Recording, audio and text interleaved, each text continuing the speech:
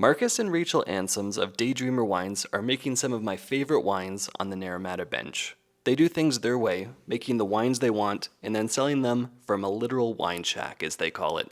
The wines have a real vibrancy and energy, thanks to organically farmed fruit, and less is more winemaking. Daydreamer was started in 2013. We did our first vintage in 2013.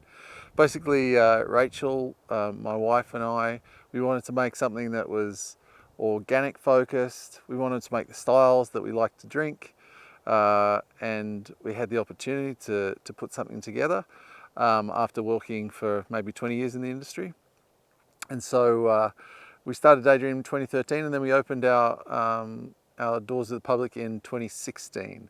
So we focus on varieties like Syrah, Chardonnay, Pinot Gris, Pinot Noir, and I also love Riesling. We do a few other things, but everything is naturally farmed, and we try and focus on natural wines where we can. Natural winemaking to me is basically trying to let natural process go through with as minimal kind of intervention as you can.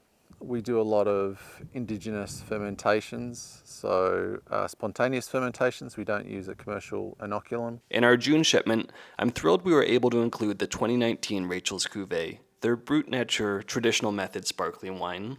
Long sold out at the winery, they held their last remaining cases for our club members. There's a lot of exceptional sparkling wine in the Okanagan Valley, but Rachel's Cuvée stands out for its rich complexity, with a small bakery's worth of toasty autolytic character. Rachel obviously is my wife. Rachel's Cuvée comes from two properties. So basically we have our Chardonnay and our Pinot Noir on the property just below us, and then the Pinot Gris comes from this property just above us. This property here is pretty interesting. It's just above our main winery. It's about a 4-acre parcel. We've got Pinot Gris and Pinot Noir on it, and we've been farming it for about 4 years now.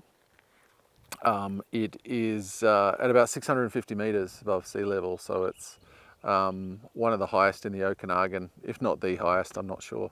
It's actually perfect for sparkling production because it is a lot cooler up here.